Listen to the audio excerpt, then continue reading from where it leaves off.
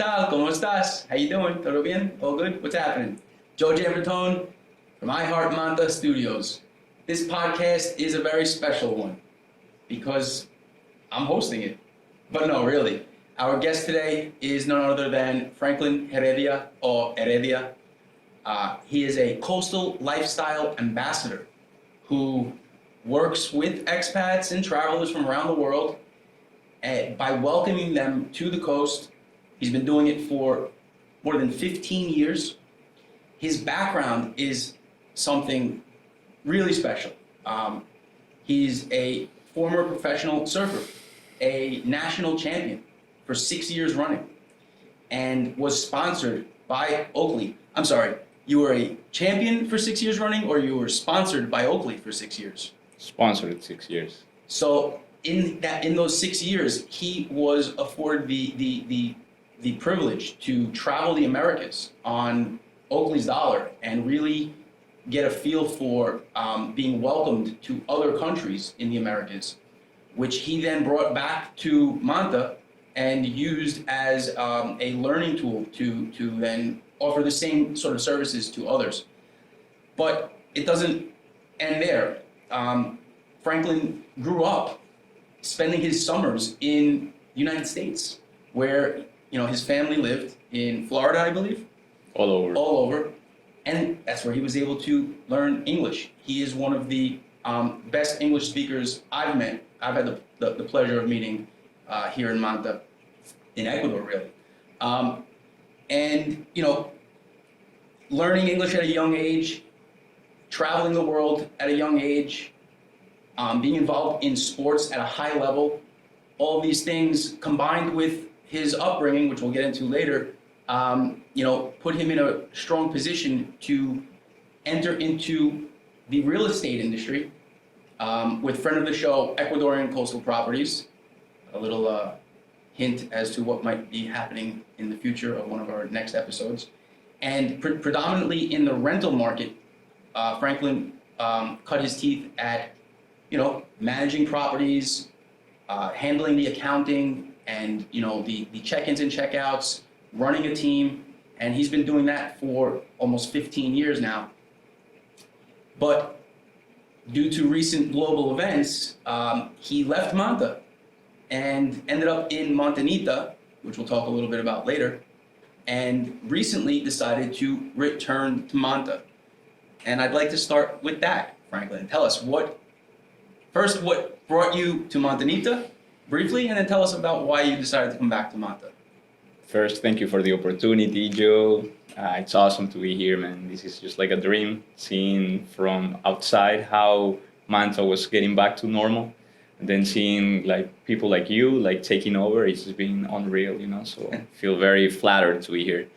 So back to your question, I'll say it's the coastal lifestyle, here Manta was given the conditions to come back. This is my home. I grew up here, got my house here, and it was just like the time was right to come back. The season was the surf season of Manta. Best waves in the year were around the corner, and I just planned it really nice, smoothly, so I was able to come back, enjoy the surfing, and smoothly integrate back to the community, as being productive as well. Tell us about your experience with the work life that you have here in Manta. Well, it all started very young. I have been involved in the community as athlete, So for me, it has been just like a natural. By Oakley. It's been a natural process, It all started. Entrepreneurship comes natural because I was in my sponsored years as an athlete. I learned some audiovisuals, how to take photos, how to edit videos. Very nice entourage, in that surfing community. So eventually, my mindset has been always how to give value to your community. Okay. That's something that you learn traveling or the people that you surround. So traveling to the States and starting to work there and meeting all these people that have that mindset gave me that idea. So wherever you go, give value, add value to community, to your friends. So just the idea of like being involved in Manta, the city that believed in me in so many ways, just motivate me like to start different divisions of entrepreneurships and overall assistance to it. Tell us a little bit about your experience in the coffee industry, because I know you have a great deal of experience and background, family history, and a really good taste for coffee. We're drinking some decent coffee right now, but tell us about your coffee A life. sip before. Why not? Family background. So yeah, many people ask me like, why do you live in Manta? And I didn't born in Manta. Yeah. You know, my family has a background history in the coffee industry of the whole country. I born in the capital, Puerto Viejo, and I got family from the capital back then of the country in coffee, which is Hippie Hapa. Okay. You know, and I just got involved in the coffee due to family. You know, so my family used to export for 50 years coffee. You know, and involved in the community. You know, buy, selling. Lately, in the last 5 years, more or less, man, due to recent events, you know, time just like fluctuate. But I wanted to continue the legacy of the family in the coffee. So the next step was make a brand, you know, study about it. Coffee in general has evolved in Ecuador. So now you have new coffee shops, you know, people training like connoisseurs, you know, people that, if you don't know what a connoisseur is someone who can taste and give you a score about coffee, just to keep it simple. I understand. Similar to the way they work with wine. Yes. Okay. So yeah, that's kind of like how I'm related to the coffee. You know, my family has been involved in the business for 50 years. And for me, it was a way to give back to the family, you know, just as I was telling you, like add value to your community. This is my way to give back to my family. It started with love. I love my family. So what was the best way to show them gratitude about it?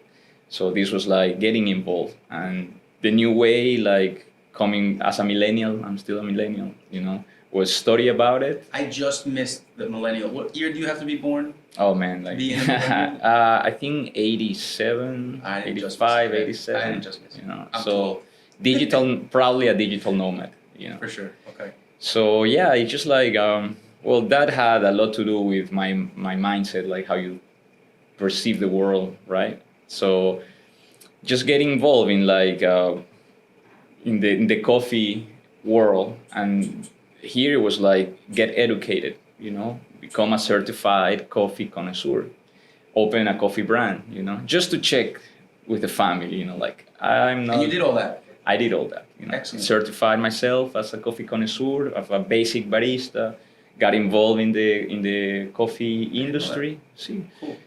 talking about like the last 5-7 years. You know, Okay. it's a process. So yeah, just coming from different backgrounds that for sure we're talking about them, but just giving the right amount of time and love to each one of them, that to show that you care.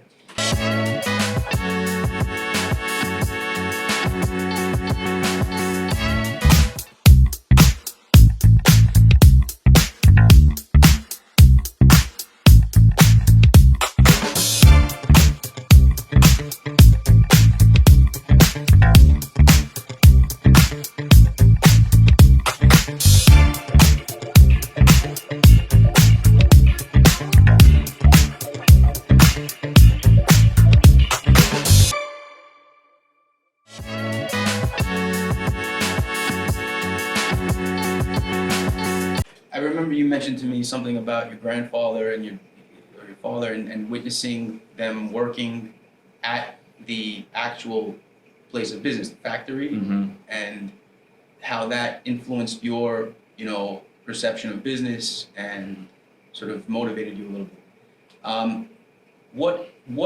So now, okay, so your family was involved in coffee heavily as a young, and then you got into when you were younger, and then you got into sports. Tell us a little bit about that part, like, because I know that, you know, if you're an Ecuadorian athlete, young man, Yeah. you're playing football. soccer, for all you gringos out there. What got you into surfing? Like, how did that, where did that transition? I'm trying to summarize everything like really short. Yeah, you know? But definitely coming from a well-established family back in the days, it gave me this security, you know. Yeah. My mindset, I had the support of my parents, you know, mother and father. Yeah. About following your dreams, right? So, okay, when you start your teenage years, right, you start developing a perception of the world and how do you fit in, right? So because of the family background, I always felt that I didn't want to have more things because it was really awesome just to witness my family, how you say it, entourage, your family background, your family situation. For me, as a kid, was going to the factories and seeing hundreds of people working in this huge like land that was like coffee and just other products, you know. So that your family had a like, they were growing the coffee or they were processing the coffee? Processing the coffee. Okay. So my family owns factories mostly in Hippie Japa, you know, but Okay. there were like in Guayaquil, in other places, but the one that I used to visit most was Hippie Japa, right? That's where my family established it. For those of you who don't know where Hippie Hop is, it's just north of Manta, right? It's actually southeast. Southeast. See, What do I know? see, it's like 30 minutes, you know, the road. Not even close. 30 minutes southeast of Manta. It's a really amazing place. It gives you that feeling of Manabí, Ecuador in the 70s, because the place actually remains the same. You know, it was like a big boom. Everyone working in the 70s, 80s. Mm-hmm. That was like where the big coffee boom was happening. Okay. And then after, I think in the 90s, there was like a big world crisis about coffee, and then it suddenly stopped. You know, so the place remains the same. It's like a museum, you know. Now because it's preserved, you know. Now the authorities are giving some caring about, you know, fields, people in general, but it was kind of abandoned for a while. Yes. But Hippie Hapa has coastal regions, doesn't it? It's on the coast. It's amazing. Hippie Japa has the 4 regions of Ecuador. Really? See, Hippie Japa has a jungle, a little jungle. It has a mountains where the coffee is grown. Okay. You know, no more than 500 meters of altitude. Okay. It has beach. Right. You have Puerto Cayo, like 30-40 minutes away from Hippie Japa. That Okay. Puerto Cayo belongs to Hippie Japa. Okay. I was thinking of Jaramillo before when I said just north, by the way. Yeah. And Hippie Japa also has islands, I like didn't know that. archipelago, like little islands in front of So that's the 4 worlds, folks. yes, you know. The country of 4 worlds. It's amazing. You learn something new every day about this place. It's crazy. Hippie Japa has been promoting the recent years, you know, and coming from there and this new stage of life makes you feel that you can be part of it. Muy cool, muy cool. Okay, so growing up in a coffee family, a lot of workers, witnessing your family running a business, I can relate to that. I had something like that. My parents did not have hundreds of workers. I missed your question, A couple bro. of dozen. I Right. missed your freaking question. It's okay. You know, It's like all right. really quick, you know. So just Go ahead. audience.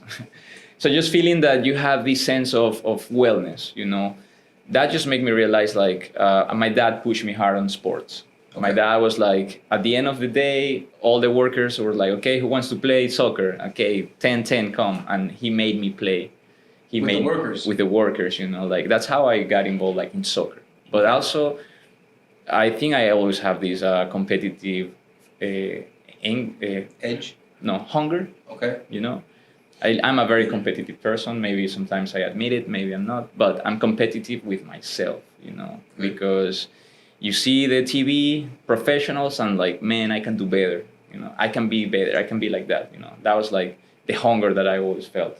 Okay. So yeah, it was like a natural process. Support from your parents and school, high school. I got involved in all the sports, you name it. Tracks, swimming, chess, ping pong, and lately surfing. You know? Okay. The only sport I didn't try, or I tried but I suck, man. I suck at something. Which one? Basketball. Okay. I'm not that tall, but anyway, that's how I got involved in sports. What It about was tennis? ping pong, bro. Okay. It's like mini tennis. Yes, mini tennis. Okay, it still requires some skill set. For sure, no, a lot of skills. Yeah, and then it was like I started surfing at the age of 14. Okay. But it wasn't until I was 15 that I quit all the sports because my addiction to surf was like I only wanted to surf. And this was here in Manta?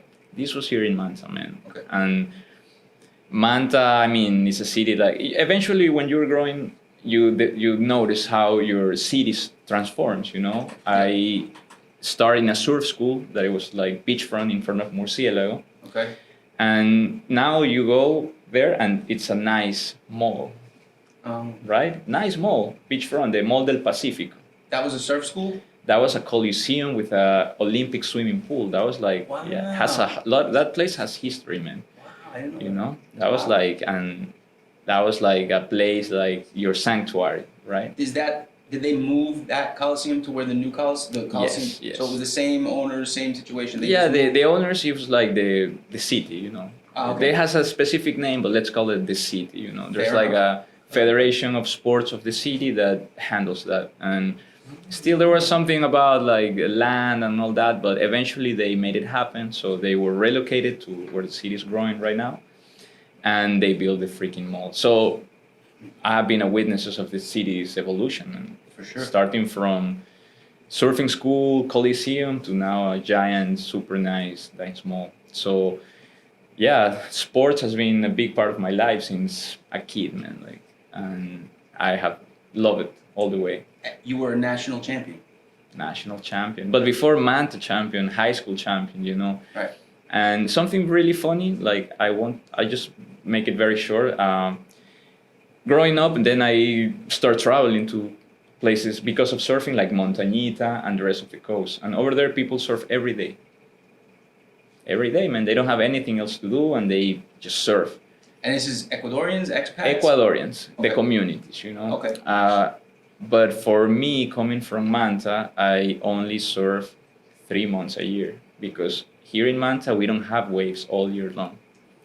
Okay, so I started surfing at 14, right? And 17, I was already competing internationally, doing great. And at late 18, I became national champion. Now, okay, how does someone do that when they can only practice 3 months out of the year? That's the point I'm trying to make, Tell me. The passion. Okay. I really fell in love with surfing, bro. I felt a deep passion about it. It's more like a belief, like when you believe in something, like you know that you can do better every day than you were the day before. It's huge. So national At champion. such a young age to have that mindset, that's huge. It's just like maybe it was like I don't know the movies that I was watching at the time, but whatever you see, hear, it shapes, right? It shapes you. And remember that in these years we were going through a transition, the digital world, globalizations, thanks to internet. Internet show up when I was 14, 15, Right. my millennial. Now kids like, what? Yes, I had my childhood without internet, Yeah. So I'm part of this generation that experienced that transition. So the moment that I was in touch with internet, and thanks to the English learning from previous year, I really got interested in this new world, like how people think abroad, and surfing videos. You had access to surfing contests abroad and whatever. So that just really fed my brain and wanted to make surfing a career. So I had this true belief that I could be a professional, and it happened. You did. You made it happen. So, okay, let's get into the nitty gritty. What made you stop surfing? I haven't stopped surfing at all. Professionally, I mean. Well, many factors, One of the main factors was the fact that, contrary that people growing in the rest of the coast in surfing village, where they don't have anything else to do or they just focus on that, I came from a background, from a business family. you know, that they were expecting you to do something about it, you know, go to college. So gradually I started going to college and just thinking about like, okay, surfing, it's not gonna be forever, you know, like, so you better get ready for something or prepare, study. So when surfing is not a thing, if you break a leg, man, and what can you do? Right. So that was always in the back of my mind. So it was like planned, you know, like, okay, I'm gonna be professional until I'm 25, and then I'm gonna start working and get the family business. But then, actually, then traveling, you know, you meet people. You know, I met a really wonderful woman, you know, that eventually became a dad, you know, and that was like the big turning point of the whole entrepreneurship, you know, because I had the mindset of always getting better and always like see things from a different perspective. But suddenly getting a news of becoming a dad, you know, just like made me realize like, okay, the time has come sooner than expected. Okay. And it was just like, just with that in mind, like get to adapt to the new situation, and knowing that I was living in Manta, that I wasn't gonna move anywhere in the short term. Okay. I got involved deeply in the community, and we haven't talked about this, but by then I met someone who really have been make a difference in my life, you know, and that's one of the reasons why I came back to Manta, and that's one of the reasons why I do what I do, you know. And this person, it's actually like a couple of guys. They feel like family, you know, and they came to Manta at the same time that I was going through this national championship, you know. Maybe a little earlier, but we met thanks to surfing, you know. So I give credit to the most wonderful things that had happened in my life, thanks to surfing. And why surfing? Because surfing is something that I have done with passion and genuine love, you know. So if I have an advice to anyone, it's like, do what you love, you know. Do what you love, you will never regret it. Because Can't disagree there. What can go wrong when you follow and listen to your heart, man? So Are we talking about the Parkers from Ecuadorian Coastal Properties? yes, you named them, you know. So we met back at the same time, and I got new situation from professional surfing to that to be. So what to do? Using the intelligence, your smartness, call it whatever you want. So I just told them, like, always honest, like, man, I'm going through this situation. What do you have in mind? Suggestions. And they are, until this day, in charge of a really, really successful business, real estate, you know. They came, they were pioneers, you know, in real estate here in Manta, especially. Richard Parker was the first, one of the first to come to Manta, see the writing on the wall, as we say in English, and form a real estate company. A visionary, man, a visionary that came believing in the city. And now, 2023, Manta looks amazing, but 17 years ago, it wasn't like now, you know. The nice gated communities, the nice roads were just in the process, you know. So he came, and then his son came to visit him. We're talking 15, 17 years ago about this, you know. His son, I was 19, 20. His son came to visit. We met thanks to English. We bond. You met surfing? Actually, we met in a place next to my house, which is, I live in front of the beach, in front of Murcielago Beach. Yeah. And that was like the neighborhood for expats. Really? Yes, because there was no Ciudad del Mar, there was nothing. There was no mall, no Poseidon, no Barbasquillo Avenue at all, you know. No Ibiza. So, and it's funny because the neighborhood where I live, which is in front of the port of Manta, that was like the first residential neighborhood in Manta. Wow. It was like very like classy for the coffee owners But it was not a gated community. No, open. Actually, yes. Actually, that was the end of Manta. There was no more Manta until that point. Wow. Yeah. So this guy, the Richard. Coastline there were no buildings yet. Nothing, man. Oro Verde Hotel. Yes. Oro Verde. But now it looks amazing. But it was another Oro Verde, you know. Not Tower Oro Verde. Unbelievable. If only there was somebody taking drone shots back then. No drones back then. Right. There are no drones. But so I met this guy, his son Garrett. We bond, and then the only time I used to see him was when I was back in town from surfing. Okay. But we built trust, Yeah. And genuine friendship, which is very important in any relationship. So I was here for when the time can come. I was here. Hey, what's up? I'll be in town a few days. Hey, hang out. Let's go surfing. So I taught him how to surf. I taught Garrett. Garrett is a Now I'm businessman. jealous because I asked him to teach me and he told me he was too busy. Garrett Selling is properties for Garrett. Garrett is an investment consulting now, but he started just like visiting his dad, who was retired. Yeah. So that hopefully you have him here soon. Yeah. He can tell you that story. But so we built a nice friendship. Yeah. Right. Yeah, I've seen So when the time came, and the same time, check this out. A month before, I told Garrett I'm becoming a dad. Garrett told me I'm becoming a dad as well. So your kids are the same age. Same age, 1 month of difference. So I told him like, man, I'm gonna be a dad, and he was just like, man, shut up. You're just don't even start with those jokes. And then when he saw that it was real, like, man, it's for sure. I'm like, yeah, man. Like, so what to do? And he was like, okay, what do you know? And then I went to college, man. really? I did college, I graduated from a U.S. college with an extension in Guayaquil. And What's it called? Broward College. Okay. It's home base in Florida. Okay. And the reason why I Was started... this a recommendation by Garrett? Or No. This was something Friends, you yes. found on your own? Okay. Yes, I found on my own. And that was why I went to this college, because this college, different from Ecuador educational system, has the U.S. educational system, where is liberal arts. So you studied by tuitions. So that means that they have semesters summarized in 7-week programs. Okay. So 7-week programs, you have classes that opens, that gives you credits. So you have to add up credit to graduate.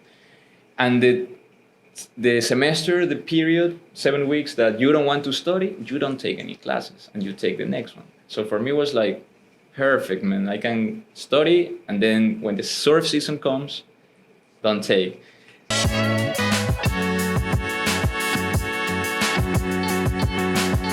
En lo que va del año, más de 5,000 usuarios visitan nuestra página web para rentar a corto o largo plazo en Manta.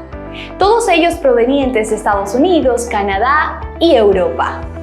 Buscan propiedades en los alrededores de la ciudad. Pero Renta en Manta ha crecido tanto que tenemos todas nuestras unidades rentadas.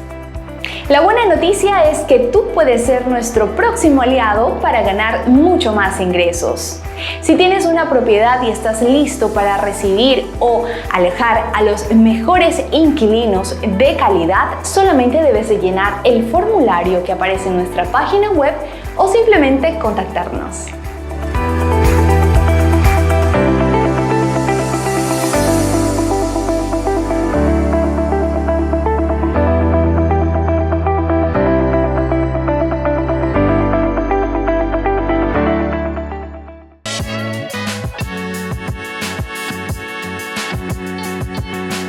Let me tell you something. He's not the only surfer I've done work with. It is like a religion, man. And you gotta respect it. You gotta respect the dedication. These guys, and girls, they make, it's part of their life. And it's like in their blood.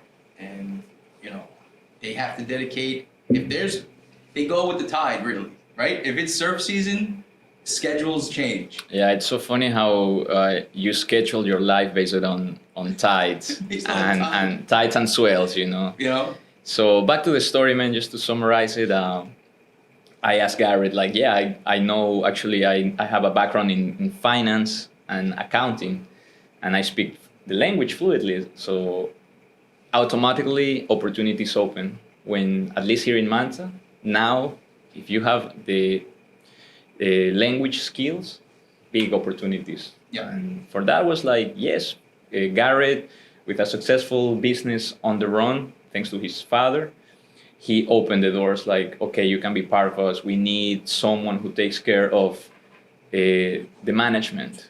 They also, besides the sales, they were offering property management services. You know, Yeah. it's like, because here in Manta, you got booming city investments coming. So most big part of the buyers, they're not full-time here, you know, they invest, right?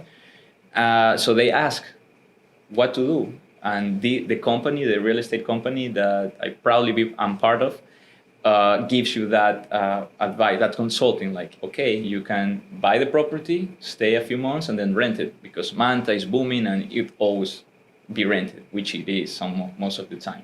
I can vouch for that. See, so that was a big year, you know, like 1 year, actually in 6 months since I got the news, you're gonna be a dad, you know, mindset change and like, okay, getting involved with you, I'm gonna work, you know. Of course, I knew it was gonna happen. I didn't know it was gonna happen that quick, but it just flowed naturally. So one part was getting involved in an activity that was gonna be good for an income, especially with the news, but also at the same time I got involved in media. You know, that's the other part, or where the entrepreneurship began, right? And there was a magazine. We didn't talk about the You magazine know, yet. a magazine that I founded 11 years ago, just that time, you know. So now you can figure it out my son's age. Yeah, You know, so we're talking about 12 years ago, right? So at the time that you found out the news that you were going to be a dad, you decided, okay, surfing is my passion, it's my life, but my background in business, I need to do something that's going to generate steady income, low risk or lower risk, right? You Right. can't put all your, we say, eggs in the basket of surfing. And so you meet the Parkers, and between their offer to you plus your knowledge of the area, your realization that Manta is booming, there is a large expat community coming in, you know, immigration community, like from all around the world, who speak English, and you decide to launch a magazine, a bilingual magazine, Yes. right? It was both English and Spanish. Yes. Manta Mag is born. Tell us about Manta Mag. Manta Mag, man, I feel proud when I mention it. You should. Big part, it really marked a generation. And at the same time, Facebook born. So we're talking at a time where there was no Facebook, no Instagram, you know? Yeah. So, and I told you about the globalization, internet show up, and by this time, Facebook born. So the magazine started as an idea of like a good friend asking like, what can you do in Manta besides helping the expat community? Like, who are you? You know, not only that, that's like your services, like a way that you can give value, but who are you? And then that made me think like, yes, like, okay, I am a person who enjoys living a lifestyle on the coast, and I love taking pictures. And why then you connect the ideas. What if we show this lifestyle to the world, and thanks to the real estate company, we promote the city, the tourism and investments. So that's how everything connected. You know?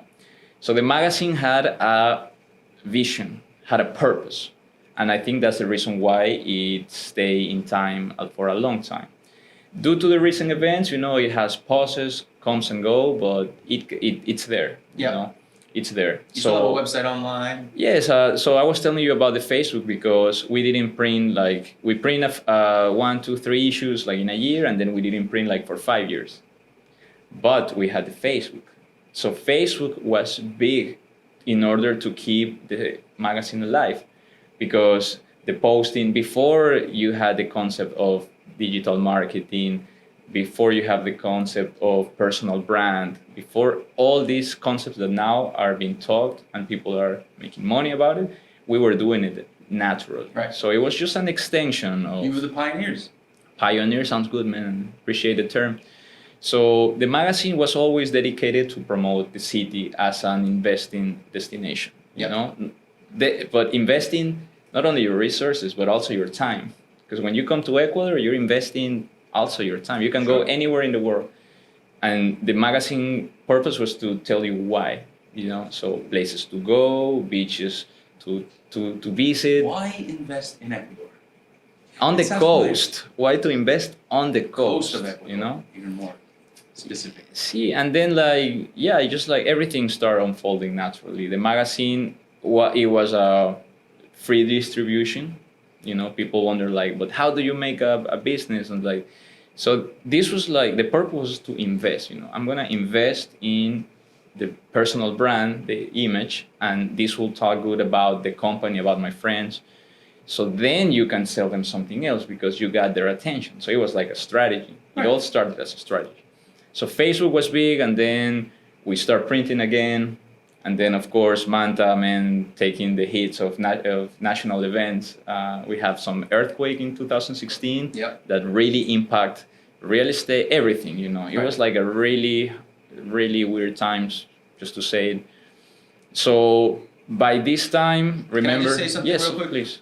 The earthquake of 2016 here in Ecuador, but you know the way it was handled by Manta, coming from New York, you know they're completely different, right? One is a natural occurrence, the other is something else.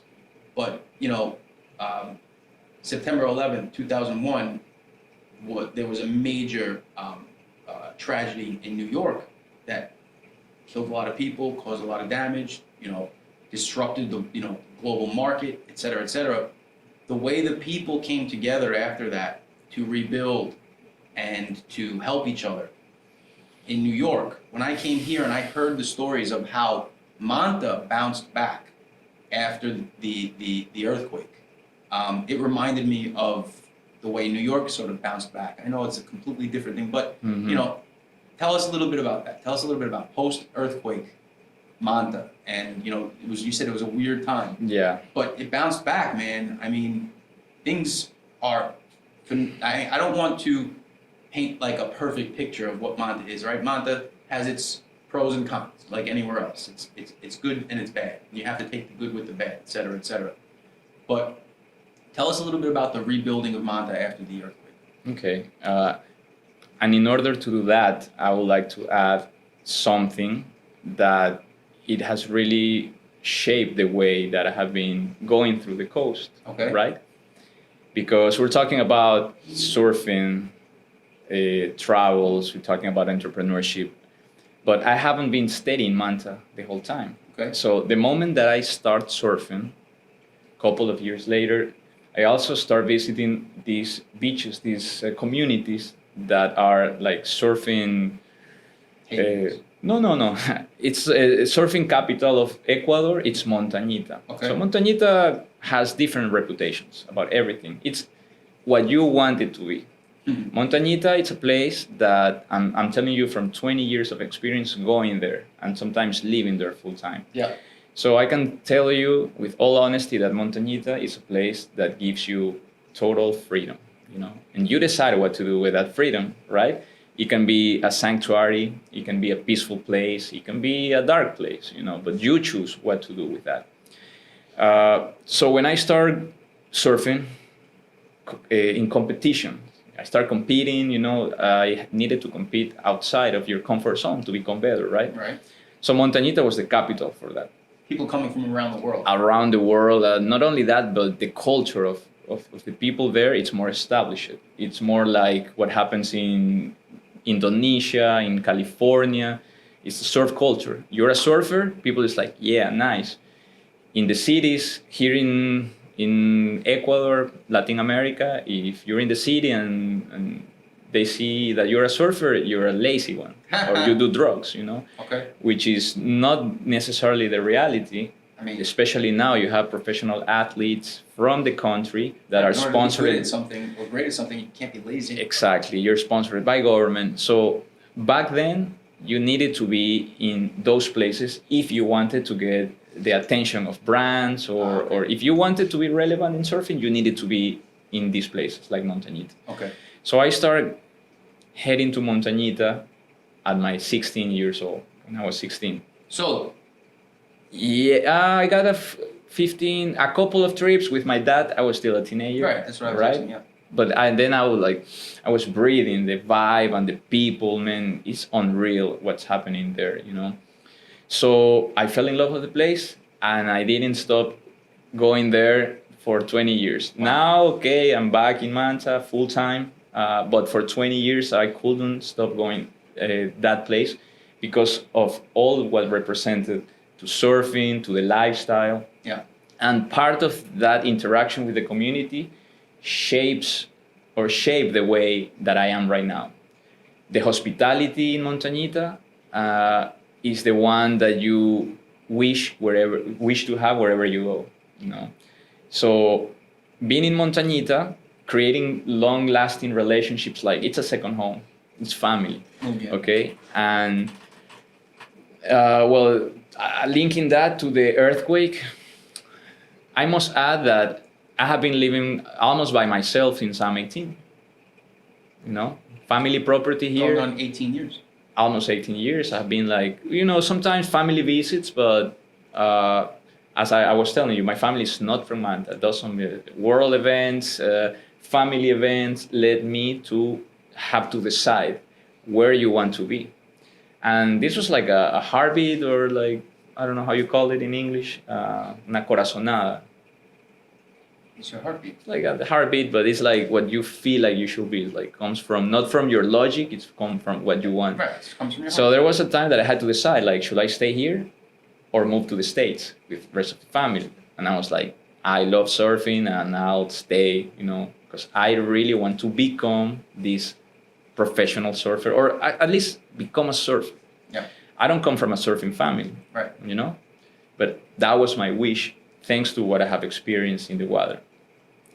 So Montañita, second home, sanctuary, come and go. It's a place that if something happened in life, I can Escape to Montañita. escape to Montañita, and in Montañita you don't get judged. How was Montañita affected by the earthquake? Not really. Wow. Yeah, nothing fell. Wow. Yeah, it was like even like minutes after the earthquake, where everything shake, people was like, okay, let's keep partying, celebrating. Wow. And it wasn't until the next day that you saw news like, Were you in Montañita when it happened? that day I was like, there's no waves in Manta, I'll go Montañita. I went to Montañita, and at night it shake, man. Wow. See? So I stayed in Montañita for a moment, a couple of months. I came back to help. I came back like a week after the earthquake. They opened the roads because it was chaos, man. It was all closed. So 1 week after, I came back from Montañita to help the people that was really, really hurt by the earthquake. So a group of friends here, we get together, we create groups on WhatsApp, we start bringing food and just whatever people needed at the time. It was really, really chaotic.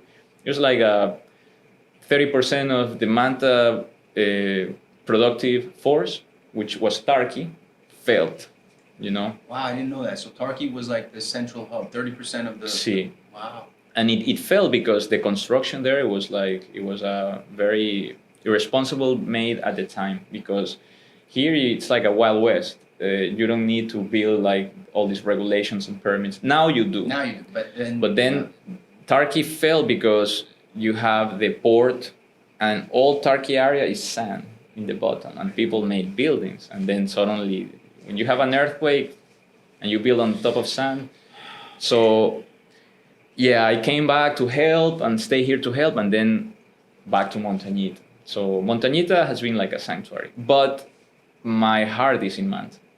iHeartManta, you know, iHeartManta. So always it's finding a balance between my passion, what I love, and the city also that believed in me all these years coming up. The friends that I've worked with, they are like family as well, you know. So it's finding balance wherever you go. So it was chaotic for a couple of years. Real estate was very unstable. For some people, it was really bad. For others, was an opportunity. You know, some people wanted to get rid of their damaged condos, cheapest price. People with cash saw the opportunity. Hey, give me that. Yeah. You know, so it was a really weird situation. Okay, for a couple of years, but Manta, man, the city has a heart of a lion. You know, they recover it very well, and you know, they don't. Manta doesn't stop.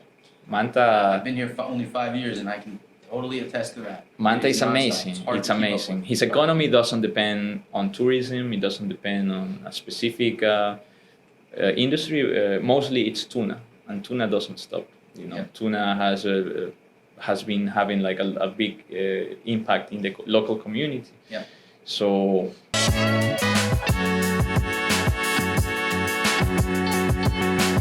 What makes Ecuador so sought after by expats and travelers from around the world? ¿Sabías que desde el 2015 el Global Retirement Index ha clasificado sistemáticamente a Ecuador entre los 10 mejores países para jubilarse en el mundo? ¿Por qué invertir en bienes y raíces en Ecuador? Low cost of living, biodiversity, delicious cuisine, accessible healthcare services, stable climate. Si usted es una de las muchas personas que sueñan con ser propietario o jubilarse en un lugar como el que acabo de describir, Then we're the team for you.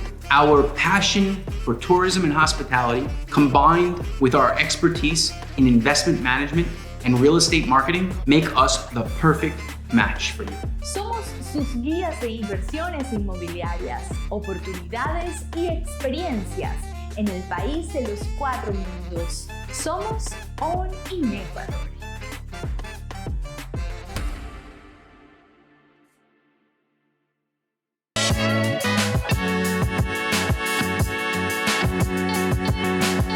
I've noticed over the past few years, especially once the current mayor was elected, that the administration, the city itself, did begin to put more of an emphasis on beautification, parks, infrastructural things, water desalination, beach cleanups. Because when I got here in 2017, I had come from Costa Rica, and I had originally planned to invest and stay in Costa Rica.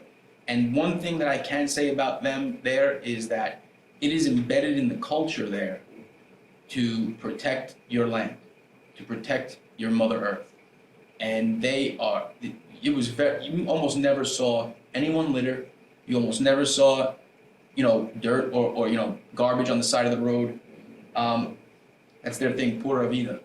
And I noticed that Manta was lacking that in 2017. But, and I always said to Ambar, who is actually from Turkey, her family lives in Turkey, so they experienced what Franklin was just talking about.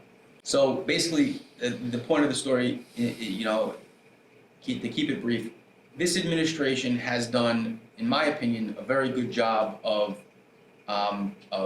beautifying the city and making it, making tourism and international real estate investors and international investments a priority. Do you feel the same? Like, you were here longer than me, so maybe I'm wrong. But have you noticed a positive change based on the way things have been going over these past 4 years? Definitely, yes. I always think, I like to see the world in an optimistic way, So each management, and due to the magazine, I've been involved in maybe 3 administrations. Okay. And every administration have made the best of what they can with the available resources. It's a big city, man. Yeah. It's hard to please everyone. But tourism and taking care of the expat community and making the city a safe place has been always a priority for the administration. And now there's like a change of the guard of the mindset. In the past, like 10, 15 years ago, there was like a mayor, older.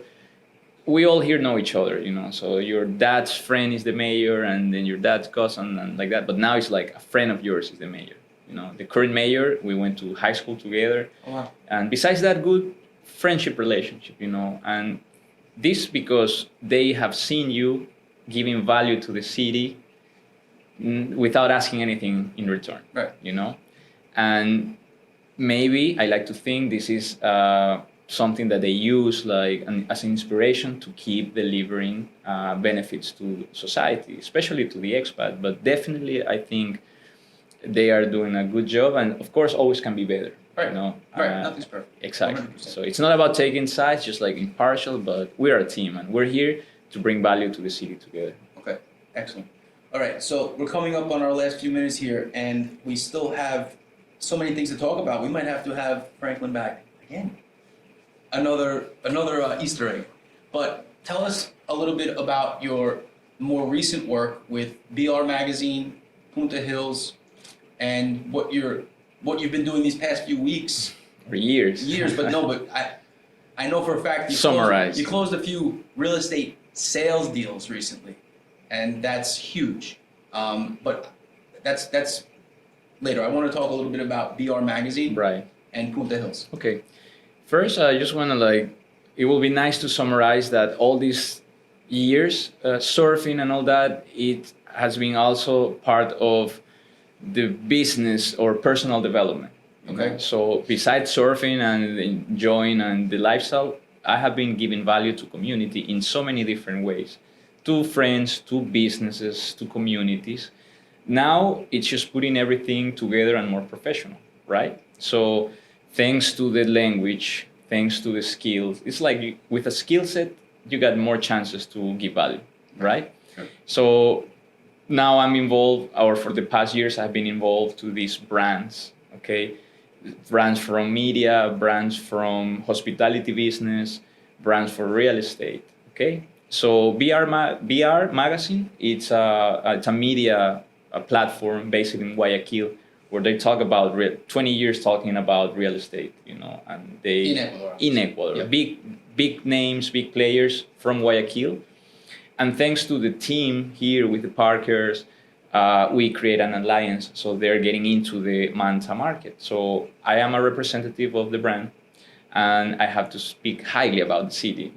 Who are the players, why Manta is growing the way it's growing, and it's just let them know, or let the country know how we are growing here together as a team. And Punta Hills is a beach, it's fantastic, amazing place in Montañita. It's like a beach hotel and a club that helped me also. Like a membership club or a disco? It's everything. Okay. You are part of it as you want. Okay. But this place, it has the same relevance as the Parker family here. It's a family that we met at the same time. I met the Parkers and I met the Punta Hills family. They have opened their houses. They're open the trust since day one. And I have been helping them to take care of the business. Montañita, it's a big epicenter for them. There's this hotel, Punta Hills. It's one of the family members that provides tourism services, lodging, clubbing, touring, everything. Based on the beach.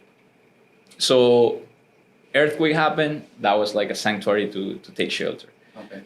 Pandemic happened. I stayed in pandemic over there. Yep. So now 2023, back in Manta, it's just about to keep giving back to the community that believed in me all these years. So media involved, BR Magazine, hospitality businesses, tourism, Punta Hills, and others. We can make another show just to tell you the names and places all along the coast, all of them wonderful. But Punta Hills definitely has People do that. Maybe like the top 10 coastal places to visit. Oh man. With Joe and Franklin. Or Franklin and Joe. On the road, wait for it. Oh yeah, I like that. We can take a road trip, man, and Oh my God. talk about it. Did we just brainstorm a new format? Victor, you have to come with us. Let's see. So yeah, it's just putting the lifestyle together and just trying to show it in a professional way so community understand that your lifestyle can be the solution. Yeah. Okay. So 2 questions. One, I touched on it earlier, but you didn't mention anything. I don't want to pry, but were those the 2 sales that I just mentioned? Were those your first real estate sales? Oh, the sales. Actually, no. I have been part of other sales in the past, Right. but these are like the first ones that I have been part of the process since the beginning. Yeah. Which means getting in touch with the client, showing them the property, and helping in the closing part, which is like the legal part, getting in touch with lawyers, paperwork, and just make sure that everything is in place. Because sometimes there can be like between the lawyer and the seller, there's no communication, then the deals fall, Right. Sure. So reason why Here in Ecuador, well, at least from my experience, real estate sales, almost all of them have a lawyer present. Yes or no? a lawyer what? A lawyer present at the closing. See, Yeah. always. It's the one who makes sure that everything is in place. Right. In the States, it's generally just brokers and agents, buyer, seller agents. See, in this case, it's having people skills to deal with everyone, so no misunderstandings, and I think that's the highest value that I'm bringing to the team right now, real estate team. Excellent. Mhm. Excellent. All right. So before we go, tell us a little bit about your future plans. What's on the horizon for you? Well, keeping giving value to the family, to community that has believed in me all this time, and pushing hard also like in establishing my personal brand, because you have heard all what I do, Right. Who I help, but who's helping and what is the purpose of it. So working on personal brand, as I was telling you, it's showing that your lifestyle can be the solution, and that's not only in business, but that's also in total wellness, like your nutrition, your mental health, and so many things that bring value to the person that you are at the end of the day. What's it called? Oh, it's HT, Heredia and Torelli, which is the last name of my son. Lifestyle solutions. Your lifestyle is the solution. Thank you, Franklin. A pleasure. I've had a pleasure. I've had a lot of fun here. I was a little nervous before this started. I had some butterflies because I've never been in this seat, but I have to say you made it very easy. Thank you for your time, and we'll be seeing you soon. I really hope so, man. This is off the chain, people say. A little nervous at the beginning, but man, the conversation just flows, and I love to be back in Manta. iHeartManta, big time, I want to say one more thing. Yes. This man was one of the first people that I met when I came to the city. And what he was doing with Manta Mag at the time and Ecuadorian coastal properties and balancing his surf lifestyle and the coffee and, just all of those things combined was one of the reasons why I felt, that the risk I was taking, investing myself in this city, was not such a risk after all, because he was a pioneer. He had done some of the things, that we had envisioned doing here, and that made it clear to me that it wasn't just possible, but it was probable. And so I thank you for that. Oh man, such a pleasure. Thank you for being a pioneer. Thank you, man, for the time, for the love, especially, and hope we keep in touch. Yeah. I would love to come back and There'll be another one. Yeah, Stay be tuned part of it. for part 2. Ciao.